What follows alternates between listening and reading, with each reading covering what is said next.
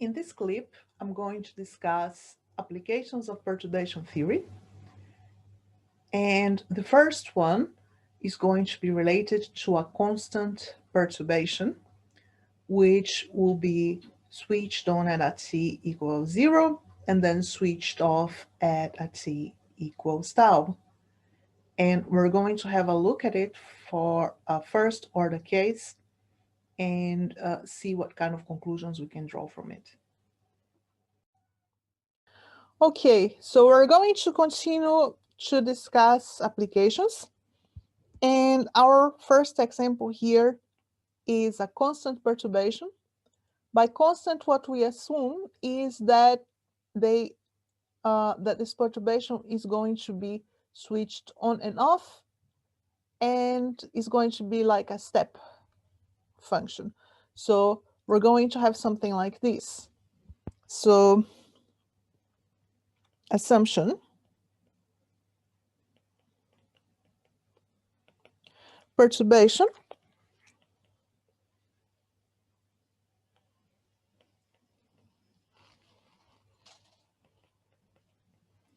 switched on at t equals 0 and off at t equal tau.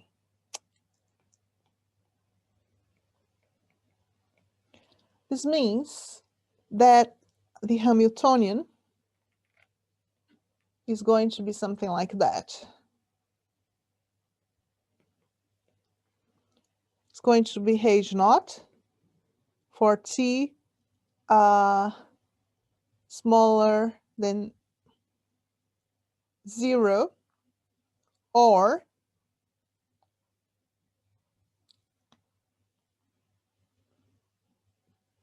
t bigger or equal to tau, and is going to be H naught plus V if you have t between 0 and tau. So if you plot this, you would have something like this. So your V, say you plot V as a function of t, something that goes up to tau and then it's not there anymore. So it is constant. Put heads here. It's okay. So let's see what is going on then.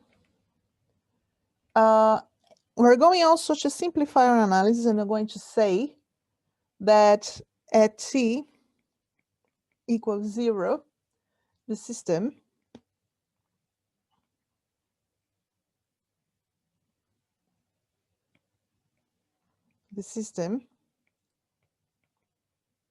is in an eigenstate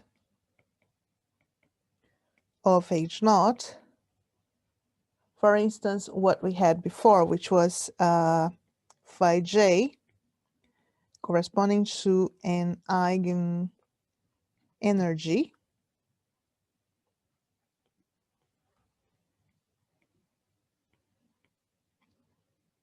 Ej. Now, we want to discuss this evolution of this in time. So we would like to find approximations. We know that if we would write and expand this state in time, we would have in the Schrödinger picture something like this.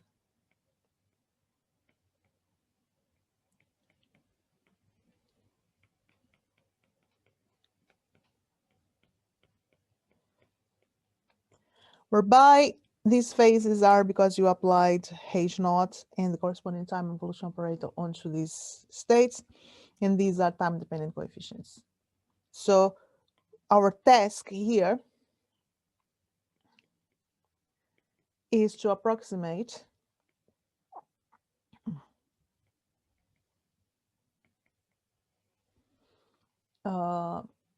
CMT and CM tau, in fact. because we are going to measure when the state is measured. So we're going to measure this at tau, and then we're not going to care anymore about what is going on. So we're going to assume also that perturbation is weak enough. So this is our task. In assumption, V is weak enough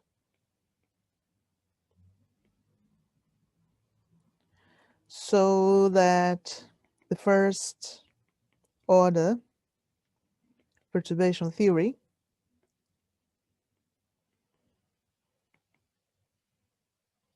is valid and we can apply it. So, okay. And we want to see what is going on. We are assuming that we can have transitions and then we can have couplings. So let's compute then. We had that expression for first order perturbation theory for M different from J. So we're assuming it can go from a state J, which is the initial, to some other state M.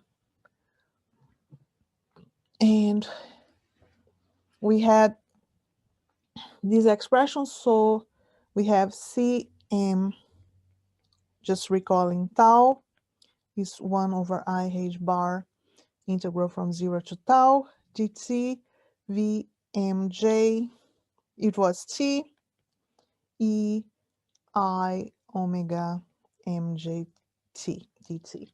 Now this Vmj was phi m vt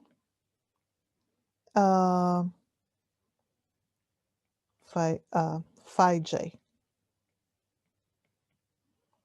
Now we're saying that we're taking Vt equals to V, which is defined as above. And we would like to know what we're going to get. So if this happens, then we can say that Vmg is constant. So we can get it out of the integral. And our integral is going to look like this. It's going to be Cm1 tau equals to Vmj, which I pulled out, over IH bar, integral from 0 to T, dt E I omega mjt. Which is nice because this is the integral of an exponential function from 0 to tau.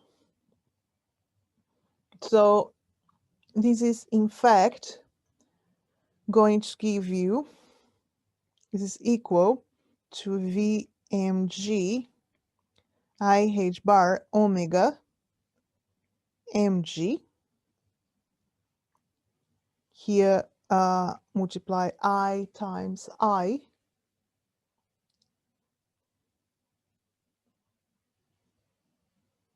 And you're going to have integral from 0, or integral. No, I have done the integral. That's why I have these things. Sorry. Eim omega mg going from 0 to tau. Okay, so this is going to give you -1. And we're going to have then that this is going to be Vmj h bar omega mj. This is then, you have a minus sign here, and you get E I omega mj -1. Or if you want to make it nicer, multiply this, get rid of this, so you have Vmj h bar omega mj 1 minus EI omega mj tau. Okay. First observation. Can you see this ratio here? So please note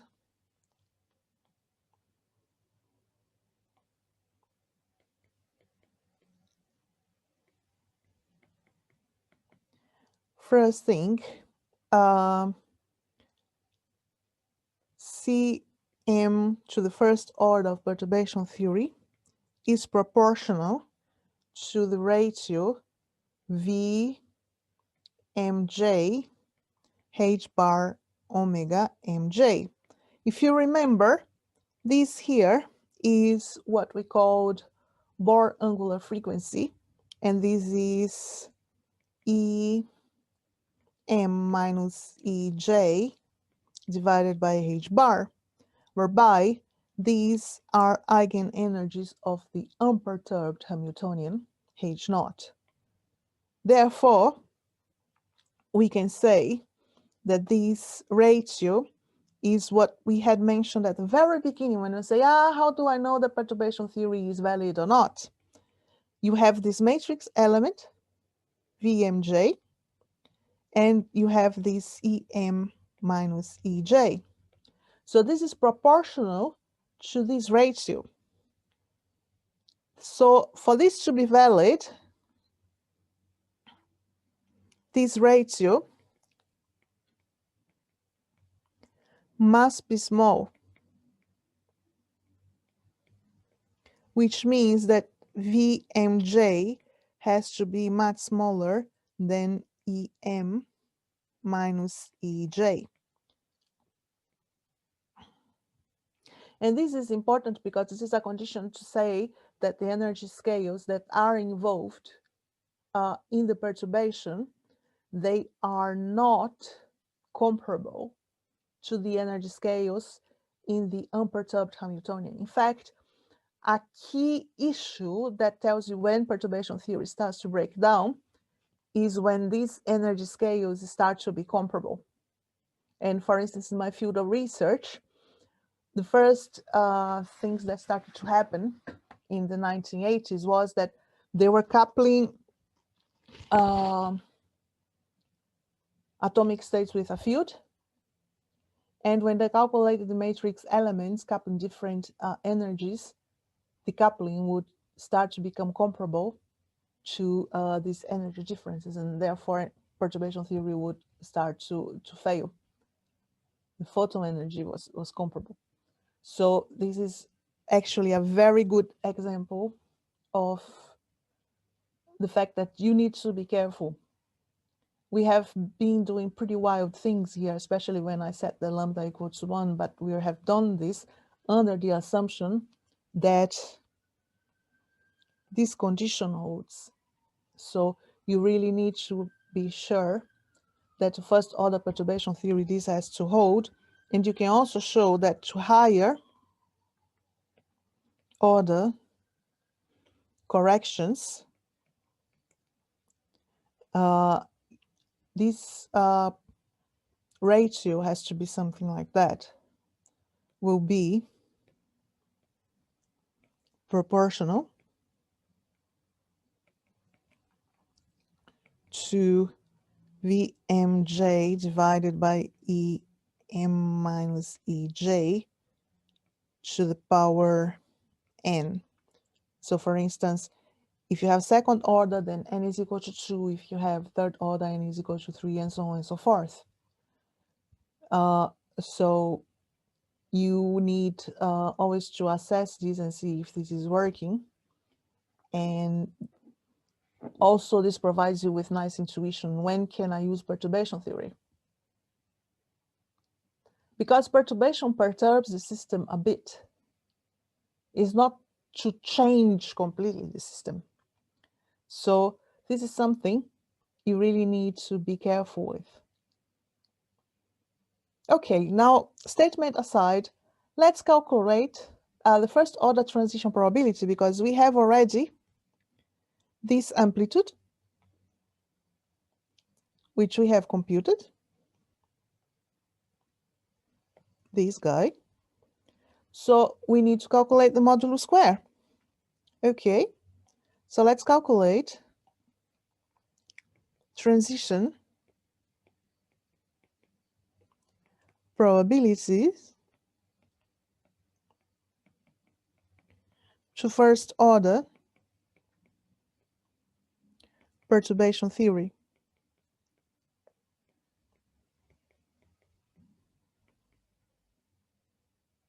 Let's have a look. Okay, so what we need to do is we need to calculate the modulo square of this guy. So P going from J to K, or in this case, J to M,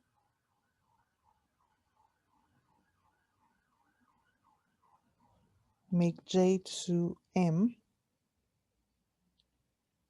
to the first order, tau is Cm1 tau square. So this is going to be equal to Vmj square divided by h bar omega square mj, and you're going to multiply those exponentials by the complex conjugate. So it's 1 minus exponential I omega mj tau multiplied, I'll put here down, okay? It's a bit sloppy, but please know that it's just because I'm running out of place. 1 minus exponential minus I omega mj tau. So this is multiplying this. Okay. So if you do the computation, one thing that we're going to use here is that 1 minus EIX is EIX over 2 E minus IX over 2 minus EIX over 2, meaning that these I can write as minus 2I sine X over 2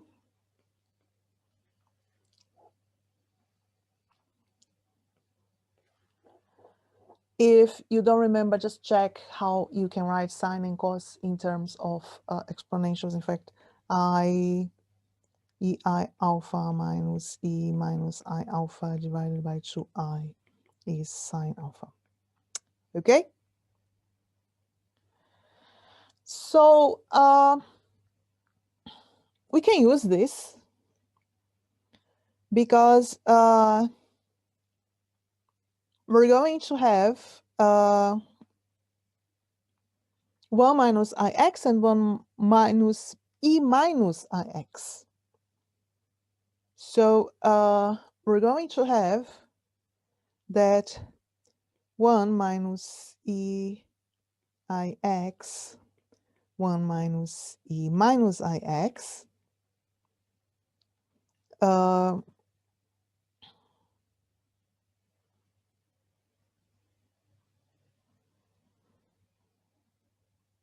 is going to be 4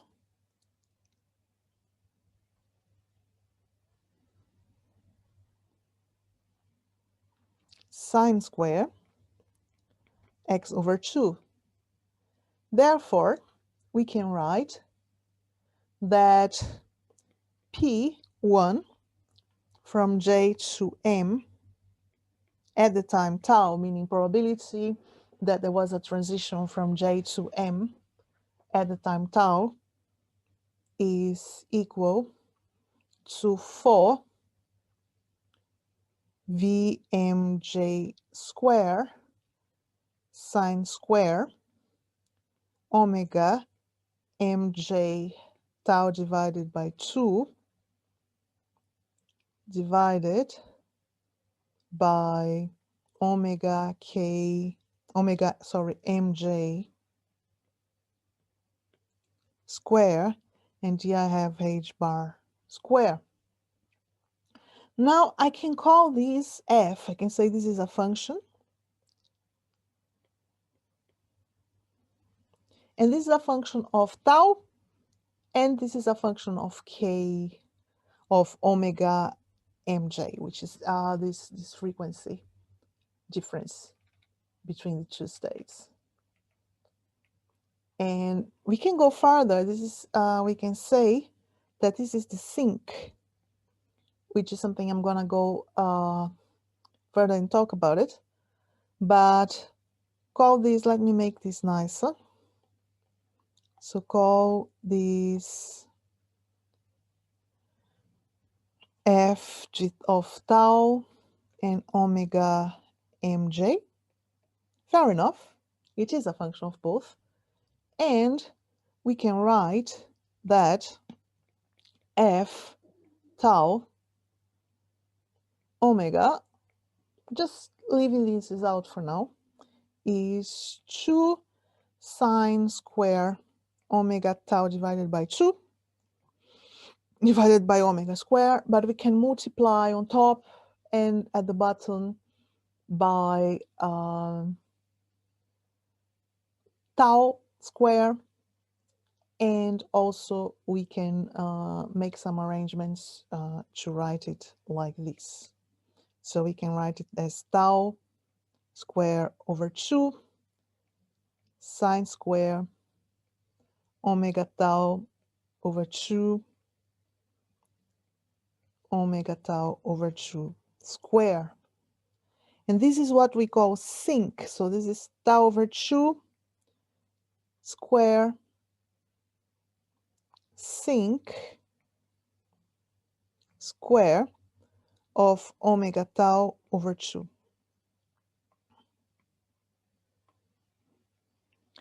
Now, a nice illustration of this is like this. Let me plot so that you can see how it looks. So if I have a function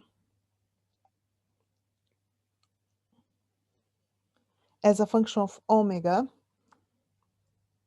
f tau omega, this would be here peaked at omega equals 0, and tau, the peak would be tau square over 2. Then it would go down here on the side, 2 pi over tau minus 2 pi over tau. Then you have like an oscillation, so it goes like minus 4 pi over tau, and so on and so forth.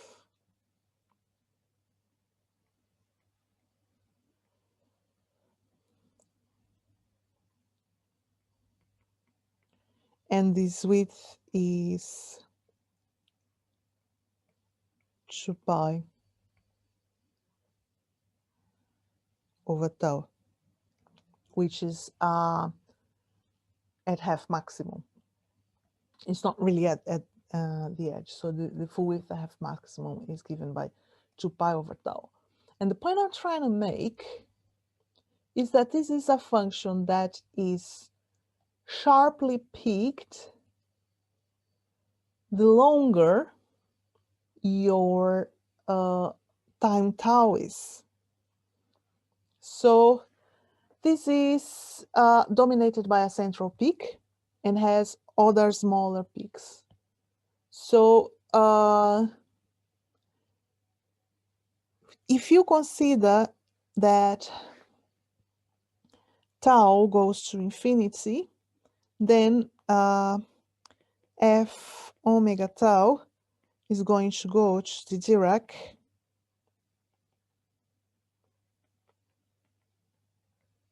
delta function. In fact, this is a limit. Dirac delta function is a limit for this function, apart from any others.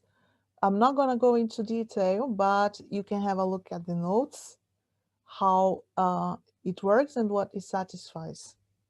So what I can say is that in the limit from tau going to infinity, f tau omega is in fact, and we can show that, I'm not gonna go into details, but is pi tau delta omega apart from a factor. Okay, so this is, let me put here, apart from multiplication factor. Okay, so this means the following, that if we would like to integrate this over time, remember that integral, if you have minus infinity to plus infinity delta x dx, this is equal to whatever your variable is. So what is going to happen is, if you integrate f tau omega pi tau from minus infinity to infinity, you should also get 1. It's behaving like a delta function. In the limit, you should have a delta function. So this integral is constant.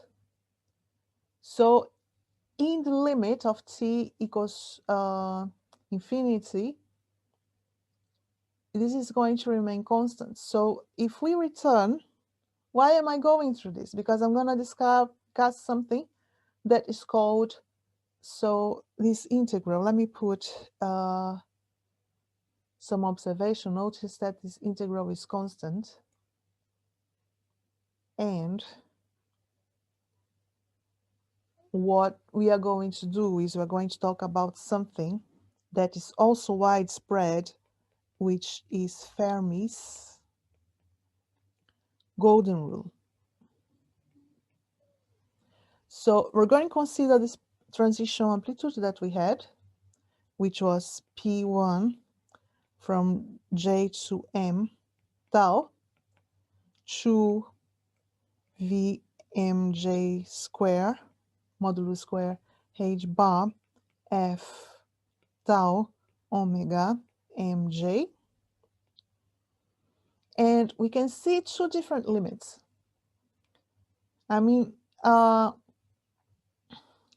this H bar omega mj E m minus ej is the energy difference between initial and final states, if you remember.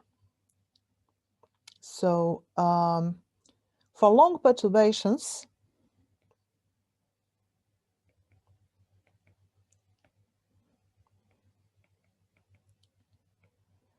we can take the limit tau going to infinity.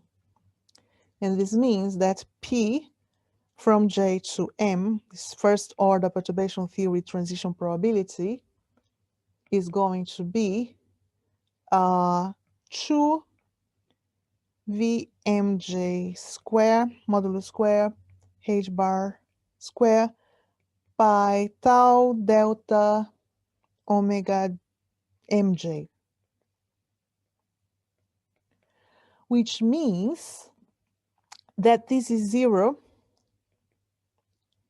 This vanishes. Let me put this nice. This vanishes unless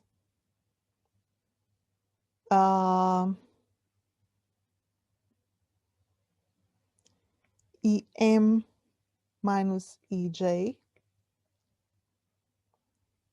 which is H bar omega kj,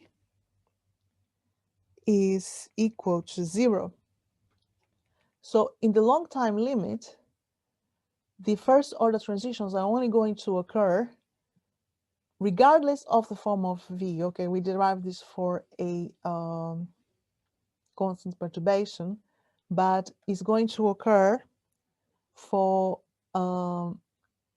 states of identical energy. So this is an important conclusion. So first order transitions will occur only between states of identical energy. And this is a bit of a consequence of the conservation of energy, if you wish. Now, if the time limit is small, we're going to have a different behavior because we're not going to have a delta function. We're going to have a broad central peak, and you could have a broad range of energies around this EJ for which there could be transitions. So short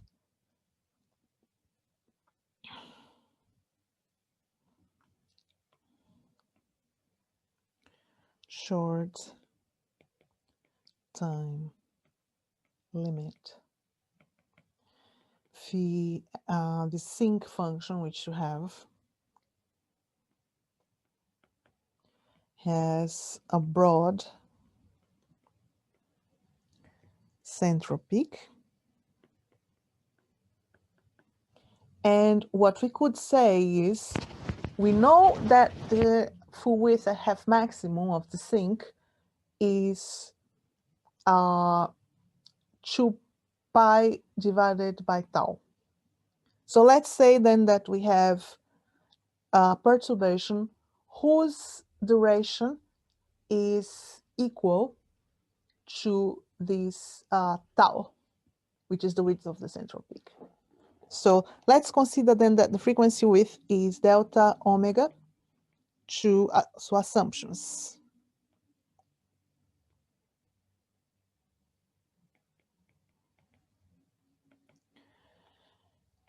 Delta omega is 2 pi over tau. So if you remember, this is when you had the sinc, this was the full width f half maximum, full width and half maximum. And we're going to assume that the length of the perturbation is going to be tau. So let's get delta t equals tau, the length is the other way around that. Length of the perturbation. All right. So we can then say that the uncertainty of the energy in the final state has to be equal to this h bar times the uncertainty in frequency which you have. So we can say that the uncertainty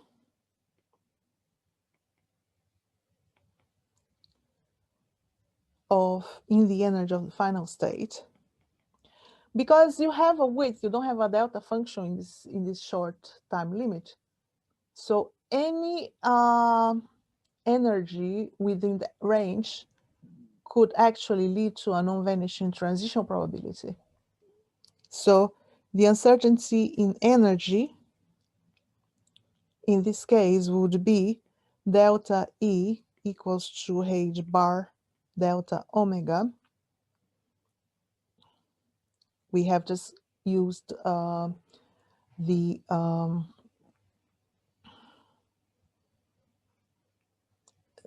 frequency width, and we know that if you multiply tau by delta E, you see that you get delta E delta t is h bar, which actually should be, because this is the uncertainty relation. So you can say that over small time scales, the energy of the system is going to be uncertainty. So note, however, that the energy time uncertainty is different from what you have when you have delta x, delta p bigger or equal to h bar over 2, because the time is not an observable. But still, you can really see that this plays a role. And because your perturbation is short, you're going to have an uncertainty in energy, which is going to satisfy this condition. Okay, now if you go back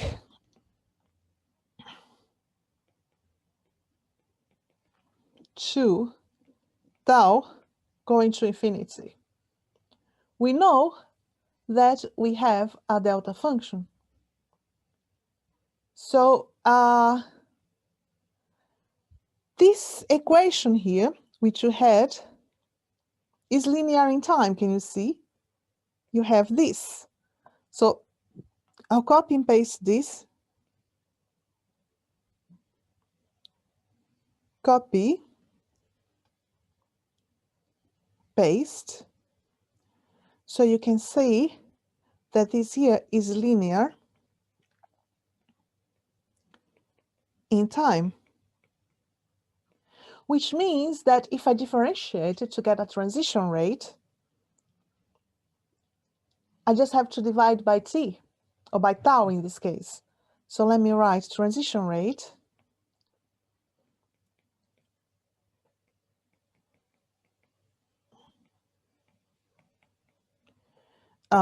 is going then to be gamma j to m to first order perturbation theory is 2 pi divided by h bar square vmj square delta omega mj,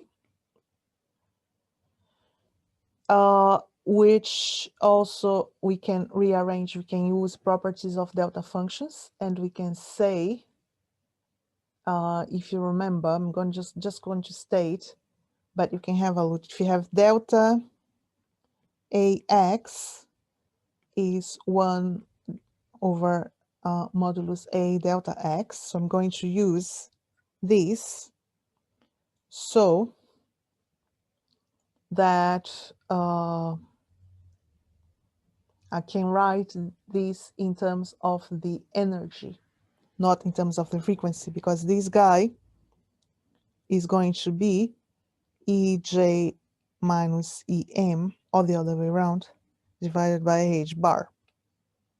It's the other way around. Doesn't matter because delta minus x is equal delta x.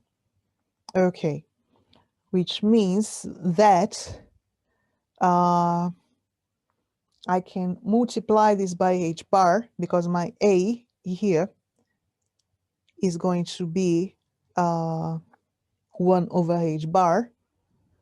So hence, I can say that gamma, which is the transition rate from J to M to first order perturbation theory, is 2 pi H bar Vmj square delta Ej minus Ek, Ek no Em. And this is called Fermis golden rule, this equation. This is very famous. This is very important. And it tells you that this rate is constant and is going to increase with the modulus square of the interaction.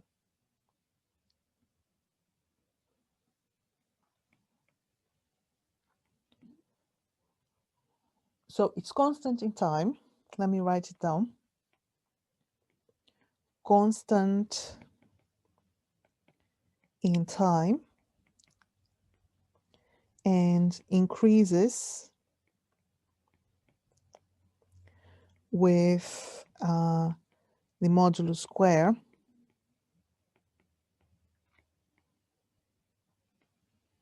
of the interaction.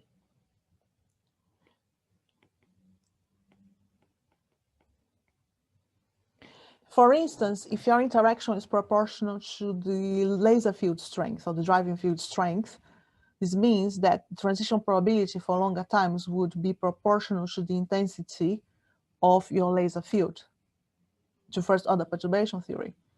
So, for instance, in my field, there was a lot of polemic in the 1990s and beyond because people found deviations from that, and they found that sometimes the rate was even going asymptotically to some value they didn't expect to.